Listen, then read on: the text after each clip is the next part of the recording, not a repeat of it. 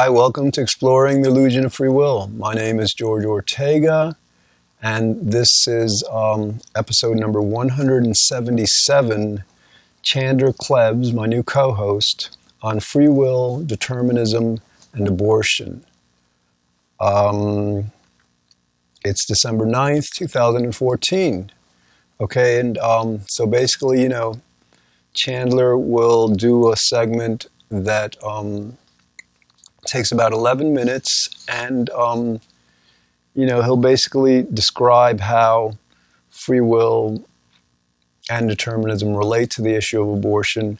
And then what I'll do after that, I'll just talk extemporaneously about, I think I'll talk about an issue that he hasn't completely covered in his segment on determinism and abortion, and then I'll just talk about other things related to free will. All right, well, Chandler, you're on.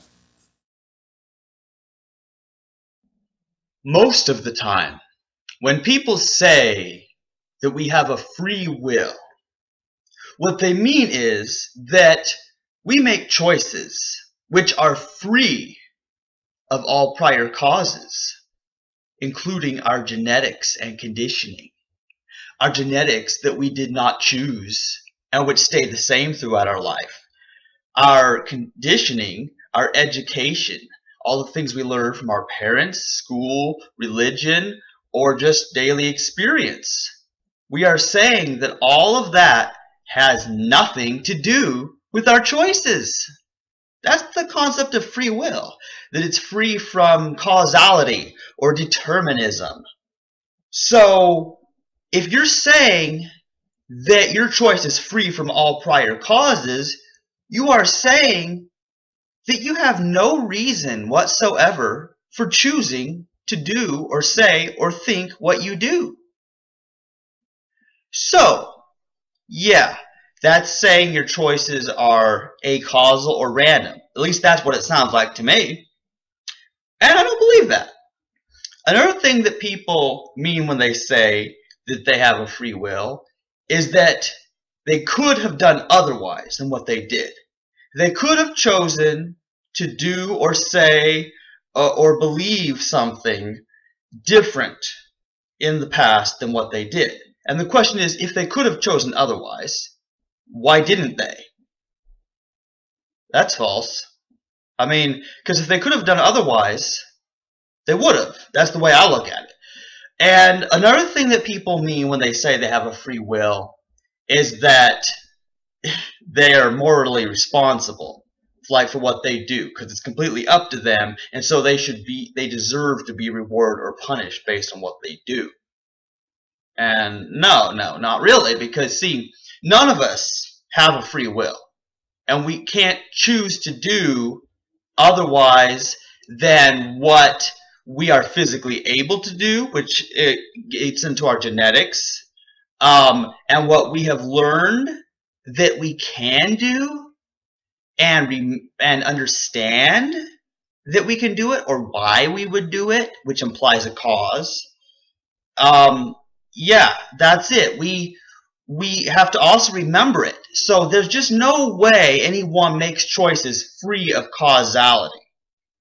And if they did, if you do make a choice that's free of all causes, and that, yeah, nothing you were taught, nothing in your past, including your own existence, which you did not choose, had anything to do with your choice, then you have this basically random or acausal will. And we have a causal will based on causes, but not an acausal will. But if your choices have no cause, no reason, they're just random, well, then you can't claim moral responsibility for it either. You can't claim, well, this person randomly chose to rape or kill somebody, therefore they deserve to be punished for something random that they did not choose. Because if it's random and has no cause, then you didn't cause it. So there's just no way that we have a free will in the sense that we mean it by the three things I mentioned. And those were that it's free of causality, we could have done otherwise, and that we're morally responsible and deserve punishment or reward. So yes, that's just completely messed up, and I don't believe that anymore. This understanding has great relevance to the subject of abortion. Many other issues as well, of course, but this is specifically about abortion. Because babies don't choose to die of their own free will. No, that's not how it works. They're killed by an abortionist, in the case of abortion specifically. And women don't choose of their own free will to go to an abortionist and pay them to kill their children. No. Women don't get pregnant of their own free will. Okay, let's get this straight. Women don't get pregnant by themselves of their own free will. They don't will themselves to be pregnant. And, okay, that's it. So that's crazy. Okay, so now, so think about it.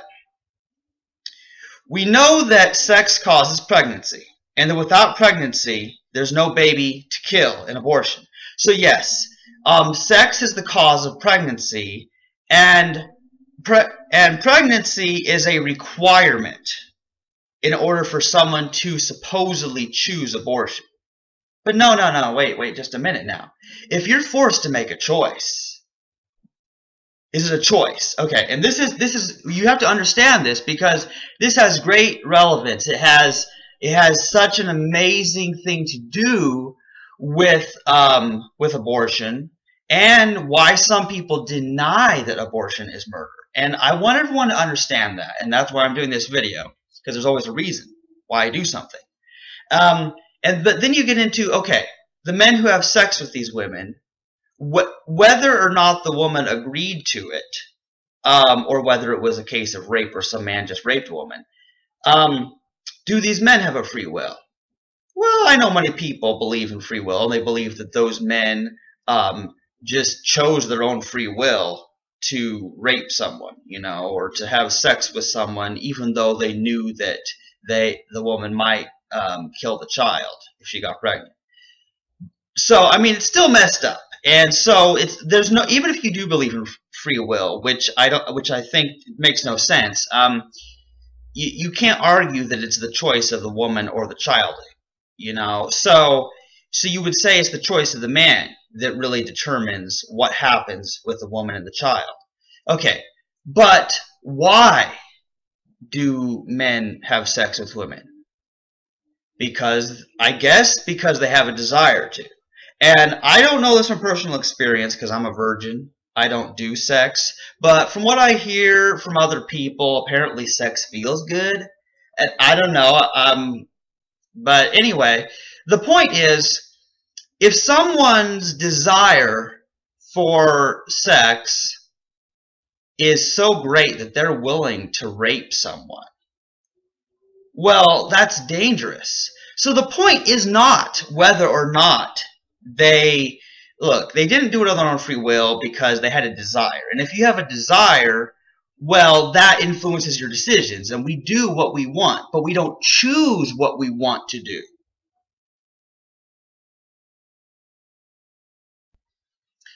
Just because people don't have a free will and that they are caused to do things based on prior causes, that does not mean that we're all just going to stand by and let them do things. That doesn't mean that I'm not going to do everything in my power to try to stop people from raping or killing or stealing or lying.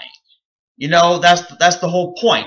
Because if you think that I'm telling people they don't have a free will just to give them an excuse to do whatever they want, no. The point is people already do what they want, but they don't choose what they want to do. Okay, that's the thing you got to understand.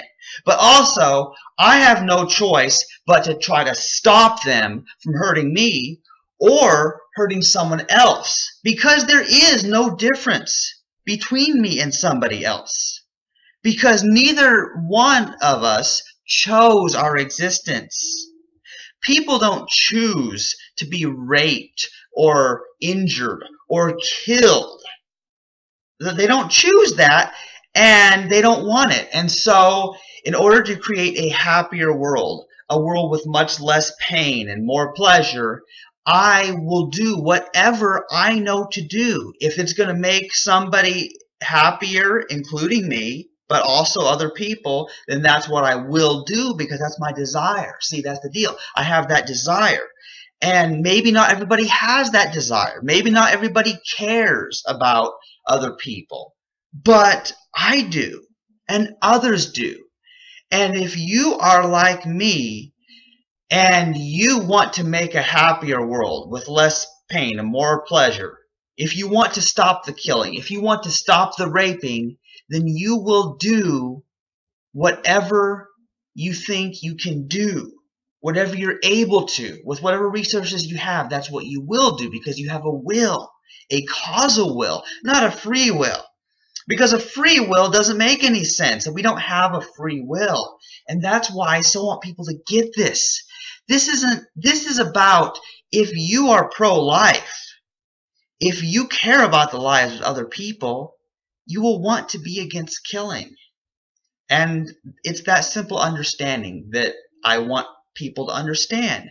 And that determinism gives us a better way of understanding that there's reasons why people hurt other people, why they kill them. There's reasons for that. But we also have a reason to try to stop them because it causes pain and because we wouldn't want it done to us. And I hope I made that clear. That is the beauty of causality or determinism and why it's really good that we don't have a free will. Because if we did, there would be no hope for a better change. But I know that the entire purpose of all debates is because we do believe that we can change the minds of other people and cause them to do better in the future. And that is why we are all determinists. Okay, thank you, Chandler. Chandler is very concerned because, nobody believes abortion is right. It's something that, it's a very difficult subject to a certain extent because, you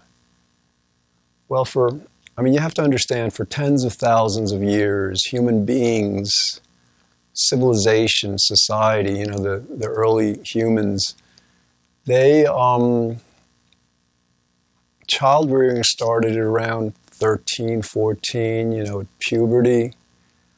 And, in our modern civilization, because of school and our, advanced lifestyles and all that, we postpone that, sometimes like 15 years. And that creates, while civilization has postponed that aspect of people's lives, our physiology and especially our psychology hasn't advanced along with that. So, naturally people, our bodies, our minds aren't designed to wait 15 years after one is 15 to, or 10 years, whatever, to begin procreating, to begin having sex.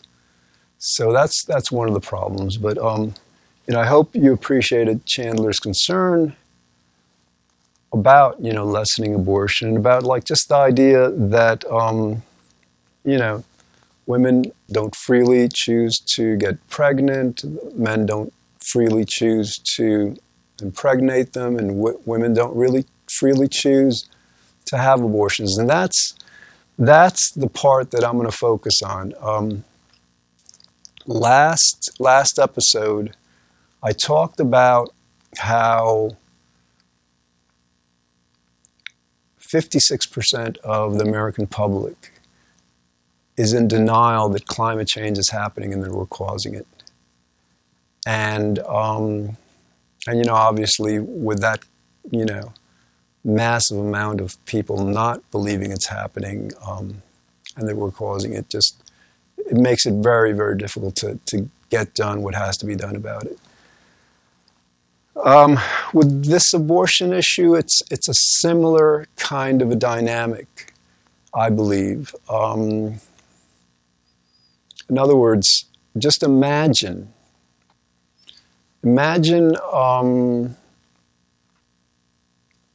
if women thought, well, if women considered that these thoughts of having abortions weren't coming from them, that they were coming from outside of them, from something that they couldn't control. It could be that from that perspective, many more women would say, well, I will not allow whatever is like leading me to want to abort my child to do that. That might be a reasonable response. What happens is, I'm guessing, this is something that hasn't been really researched at all because the world still is in the grip of this free will belief, and we first need to overcome it to then explore the various implications. But what happens, I think, with abortion is because our society, the vast majority of both men and women, believe that we have a free will, the logical correlate to that is that, well, women of their free will are choosing to basically destroy their unborn fetuses, basically killing human lives. And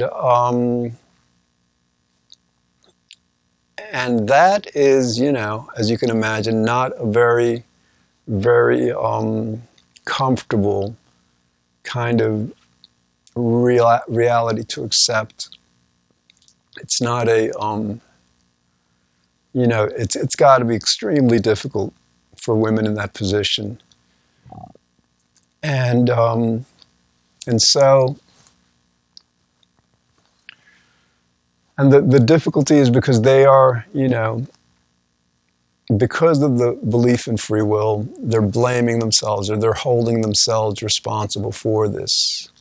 And that's got to be extremely difficult. So what they tend to do, what society tends to kind of like motivate them to do, is one of two things. One, some people will claim that a human life isn't a human life until it's born.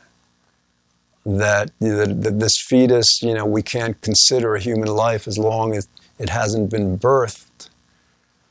I think you might understand how that's not such a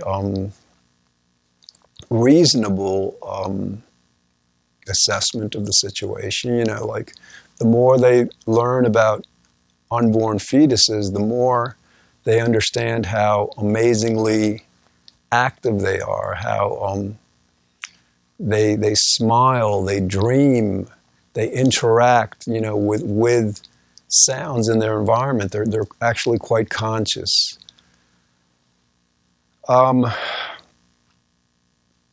So the other, I think, kind of rationalization women use is that, well, I guess it's the same one. That it's not really killing. It's not really, taking life. And, I, back in the 60s and 70s when this issue was much more active, there was a euthanasic perspective in that, like, a lot of the kids that were being aborted initially were from, let's say, inner cities, very poor, dysfunctional families, teenage mothers living in a society that doesn't support teenage mothers. That basically they're back then they were left on their own. That's probably to a great extent how it is today. And so I think a lot of mothers would say to themselves, well, it's in the child's interest, that rather than being born to this, what they would consider very unfortunate circumstances, disadvantaged circumstances, they would think that it's doing the child a favor. Now, all right, both of these reasons, I think you can see how they are kind of rationalizations. I mean, the second one, who knows? You know, it's hard to say what happens after we die, but I think that the salient point is that you know, in effect, what we're doing is we're basically ending human lives. It's hard to see the difference between, for example, ending a life, 3 months after conception, or a year later, 3 months after birth. So, all right, well, Chandler, he's bringing, abortion is his issue. I haven't addressed it so much, actually, because of politics in a way. I mean, like, Republicans, it's hard to even talk about it because, like, one might say, well, Republicans are much more interested in solving this abortion problem than Democrats. But, if you look at the facts, there have been like 5 Republican conservative Supreme Court justices, on the bench for decades now that could have at any time overturned Roe v. Wade, which allows abortion, and they haven't. So I think they're much more interested in keeping, for example, religious people supporting Republicans under the presumption or the hope that they will, end it where, I don't know. But again, this, the important thing here is that, like, there's something that's not being addressed in this whole issue. And, I've always thought that the Democrats chose the wrong fight.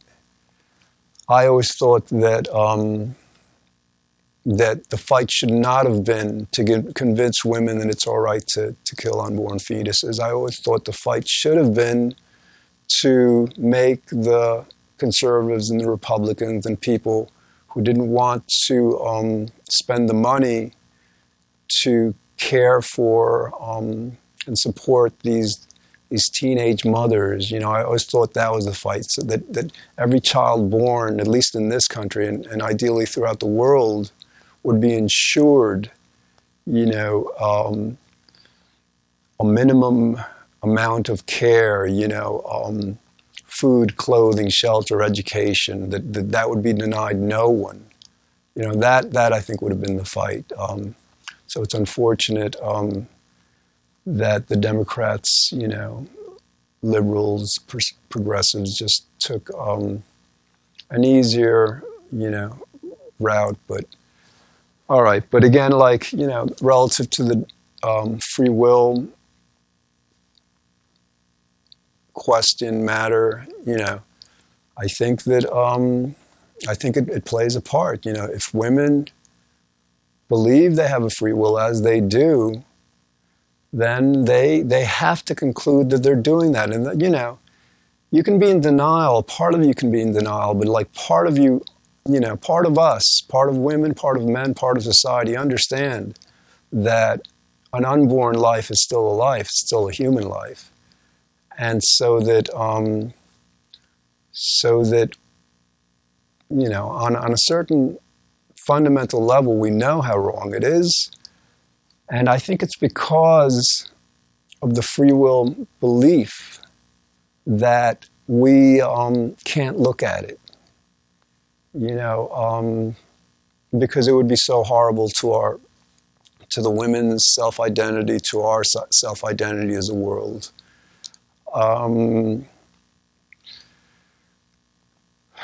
To imagine, again, imagine the world tomorrow overcomes this free will belief, and then women are having people tell them, or having thoughts of having an abortion, and they're no longer considering those thoughts coming from their free will, they're considering them coming from other people or from something outside of them.